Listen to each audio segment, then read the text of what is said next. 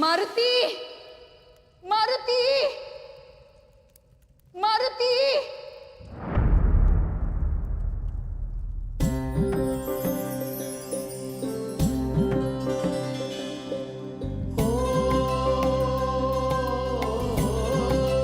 मारुति,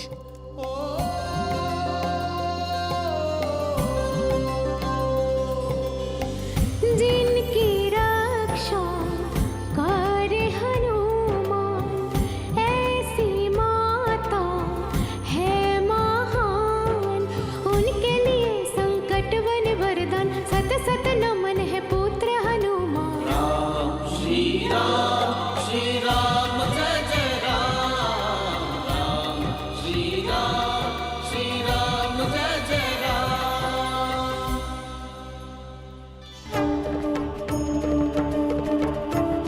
कोटि कोटि धन्यवाद आपका शिव शंभू। अंजनी को यदि कुछ हो जाता तो पता नहीं मारुति को हम कैसे संभाल पाते।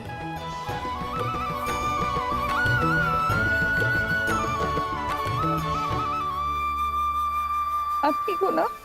हाँ माता, किसी प्रकार इस घटना से हमें माता का ध्यान भटकाना होगा।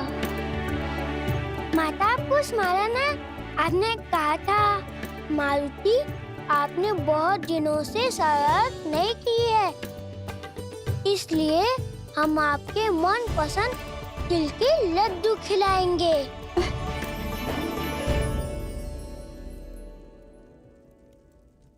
हाँ, स्मरण तो है। तो कहाँ है हमारे लड्डू? मारुति, प्रश्न ये है कि लड्डू तो प्रस्तुत है, परंतु आप स्वयं लड्डुओं के पास चलकर जाएंगे या लड्डू आपके पास आएंगे चलकर? प्रस्तुत है तो हम चलकर नहीं जाएंगे माता, दौड़कर जाएंगे। चलिए माता। धन्य, ऐसी विकट परिस्थिति से निकले हैं अभी और माता पुत्र चल दिए लड्डू खाने खिलाने। वास्तव में पुत्र मारुति माता अंजनी को केवल माता ही नहीं अपितु अपने मित्र भी मानता है। इन दोनों का स्नेह देखकर हमारा हृदय प्रफुल्लित हो उठता है।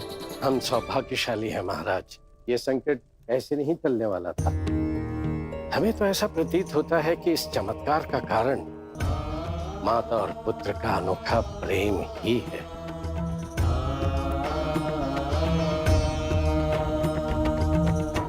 नारायण नारायण, सत्य कहा ऋषिवर। संसार में माता पुत्र के संबंध से पवित्र और कुछ भी नहीं। और माँ की ममता, आहा, उसका आस्वादन करने में वो सुख है जो अमृत में भी नहीं। धन्य है मारुति और धन्य है माता अंजनी। नारायण नारायण। मारुति, आपने तो केवल तिल के लड्डू खाने की इच्छा प्रकट की थी, ये तो बताया ही नहीं कि कौन से तिल के लड्डू खाने हैं आपको। तो फिर हम हर प्रकार के तिल के लड्डू ले आए हैं। ये देखिए।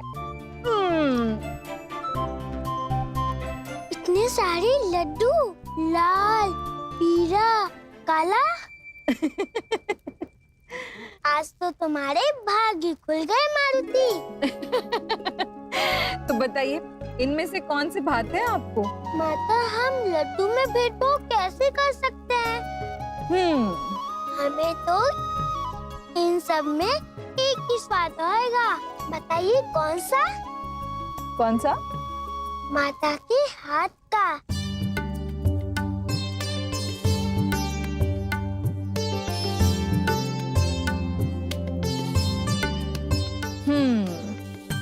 इतनी बड़ी बड़ी मनमोहक बातें कौन सिखाता है आपको? आप इसे सीख रहे हैं माता। अच्छा, सारी शैतानियां समझते हैं हम आपकी। ऐसी मधुर मधुर बातें। बताइए, बाहर जाने की अनुमति चाहिए ना? उचित है, सर्वप्रथम लड्डू तो खाइए।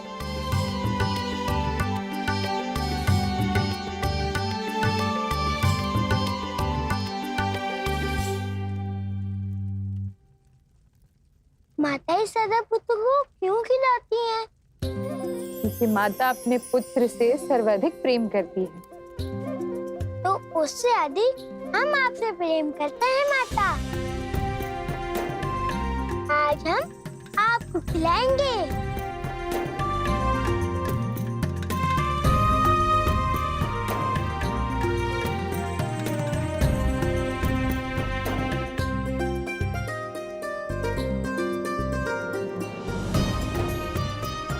इस घटना के पश्चात ऐसा लगता है माता, हम दोनों का प्रेम और भी प्रगाढ़ हो गया है।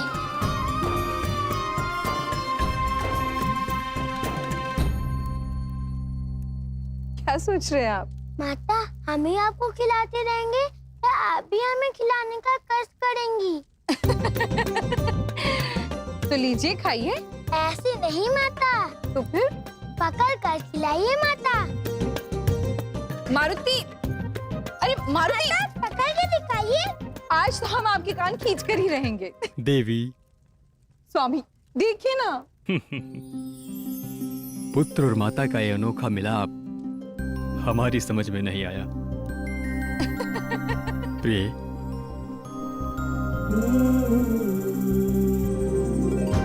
आप ठीक तो है ना? स्वामी, आप इस चिंता से मुक्त हो जाइए। हमें कुछ नहीं हुआ है, हम बिल्कुल स्वस्थ हैं और स्वस्थ रहेंगे।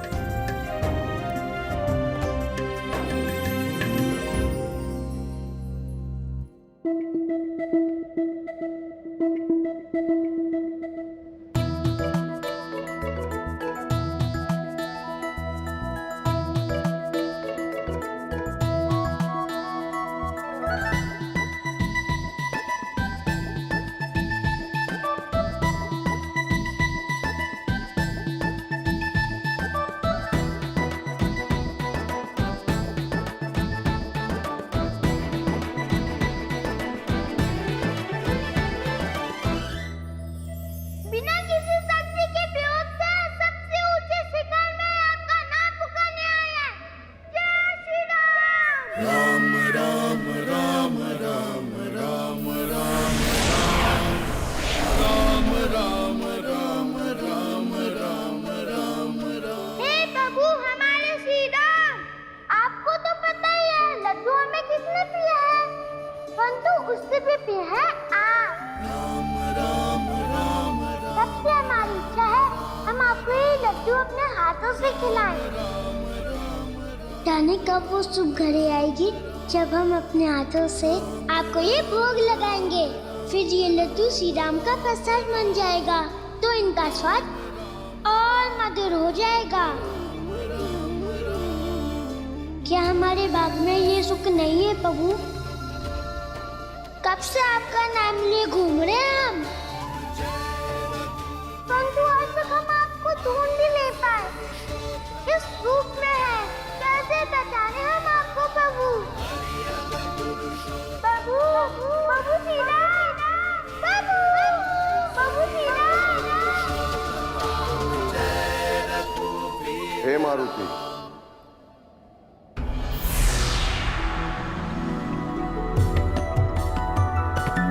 सही देव, प्रणाम सही देव। कल्याण हो आपका मारुति। आपकी करुण पुकार हमें यहाँ खींच लाए।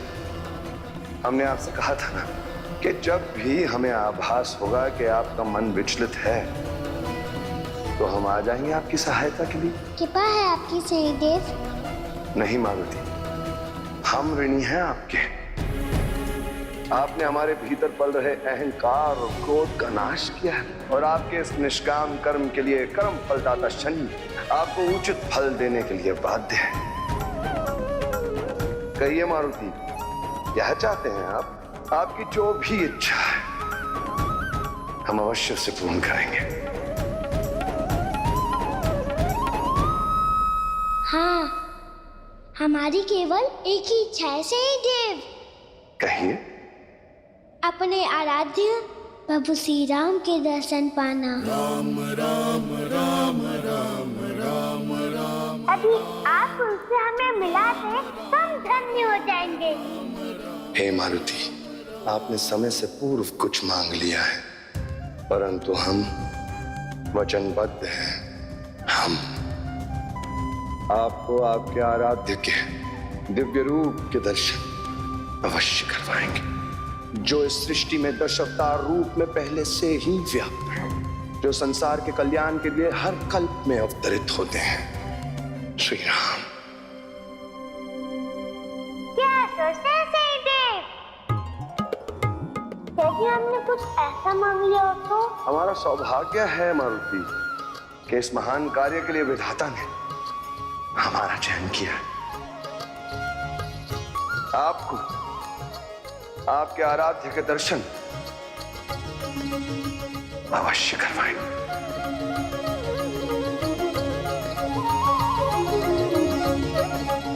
वितरसी दिक्षूरणे।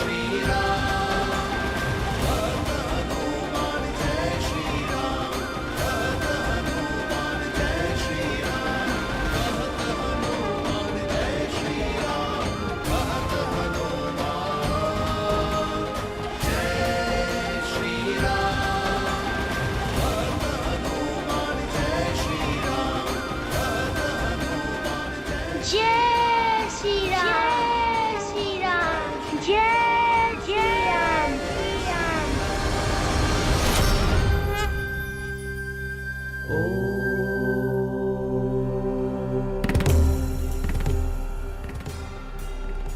स्वामी, आपके इस मंदहास का कारण क्या है? हमें जानने की उत्सुकता हो रही है।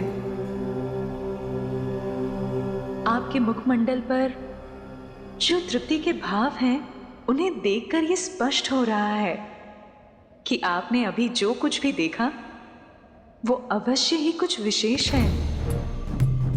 ऐसी अलौकिक घटना जो शब्दों में वर्णित नहीं की जा सकती। आपकी जिज्ञासा को शांत करने के लिए इतना बता देते हैं कि जो जन्मे ही नहीं, उनके बाद स्वरूप के दर्शन हो गए।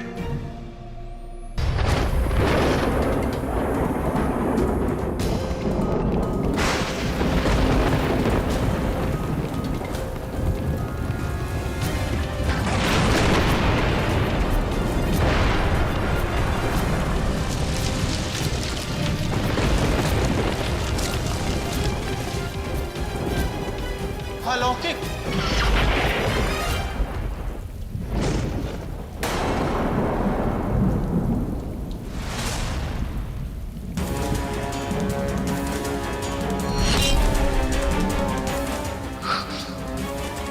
ये क्या है देव ऋषि? रक्त वर्षा। रक्त वर्षा?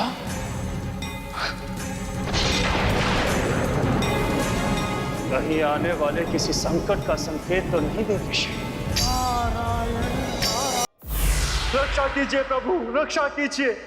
त्राहिमाम महादेव, त्राहिमाम। क्या हुआ देवर्षि? आप सबकी व्याकुलता का कारण? प्रभु, इस शुभ समय में ऐसा अशुभ संकेत क्यों?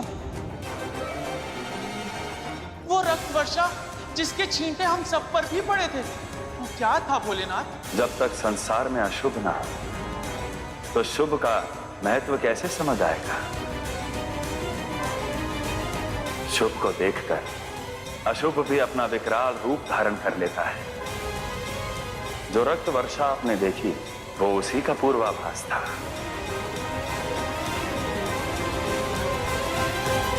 अर्थात प्रभु, संसार पर कोई बड़ी विपदा आने वाली है। धर्म की स्थापना का उपयुक्त समय तभी होता है देवर्षि, जब अधर्म अपनी चरम सीमा पर हो। तो प्रभु, क्या संसार पर आने वाला यह संकट टल नहीं सकता प्रभु? ये घटनाएं सृष्टि के विकास और विनाश की आवश्यक कड़ियां हैं, जिन्हें रोका नहीं जा सकता। शुभ और अशुभ का संतुलन इन्हीं पे समस्त संसार टिका है। और प्रभु श्री राम का अवतारण इसी अशुभ शक्ति को मिटाने के लिए हो रहा है, जो अपनी चरम सीमा तक पहुंच चुका है। अब हमें क्या करना चाहिए प्रभु? शुभ अशुभ के महासंग्राम की ये गाथा पूर्व निर्धारित है देवर्षि। तो निश्चिंत होकर इस महालीला का आनंद लीजिए।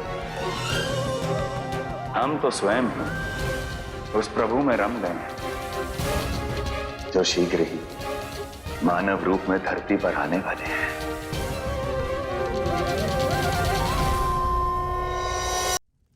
प्रभु श्री राम के दर्शन तो हो गए, फिर ऐसा क्यों लग रहा है हमने अपने राज्य को देखकर भी नहीं देखा और जानकर भी नहीं जाना? इतने समय से जिस पर भी दिखने में थे वो आया और चला भी गया, और हमें कोई विशेष अनुभूति भी नहीं हुई। मन में वीणा के सुर भी नहीं बजे। ऐसा लग रहा है हमने उनके दर्शन तो पा लिए, परंतु तृप्ति नहीं हुई। माता, हमारे मन की इस दुविधा को माता ही सुलझा सकती हैं। किससे बातें कर रहे हैं आप? हम आप ही के पास आ रहे थे माता। अच्छा, एक बड़ी समस्या लेकर, जो केवल आप ही सुलझा सकती हैं। बड़ी समस्या? कौन सी बड़ी समस्या? जो भगवान हमारे मन में बसते हैं, क्या हम उनका वास्तविक रूप जान नहीं सकते माता? हाँ, परंतु आप कहते हैं ना कि भगवान अपने वास्तविक रूप में कभी नहीं दिखाई देते, और जिस रूप में हम उन्हें देखते हैं वो उसी रूप में हमें दिखाई देते हैं। ये तो सत्य है मारुति।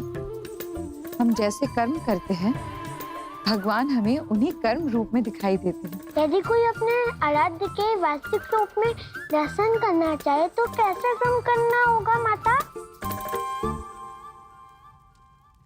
इतनी छोटी सी आयु में आप इतने गूढ़ प्रश्न पूछ लेते हैं ना कि हम ही अचंभित हो जाते हैं। बताइए ना माता, कैसे दर्शन होंगे आराध्य के?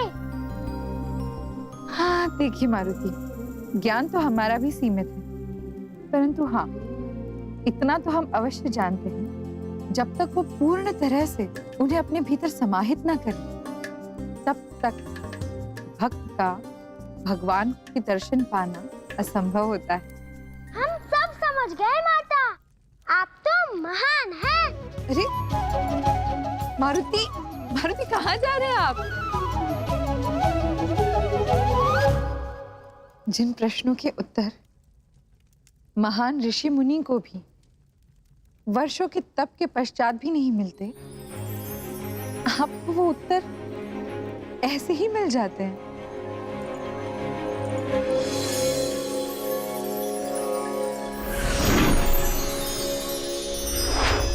प्रभु, हमने इस कंदर में प्रत्येक स्थान पर हमने आपका नाम लिख दिया है। जो हमारे मन में बसते हैं उन्हें पुकारे हम आज। अपनी भक्ति से हम अपने प्रभु को इस प्रकार नमस्कार करते हैं।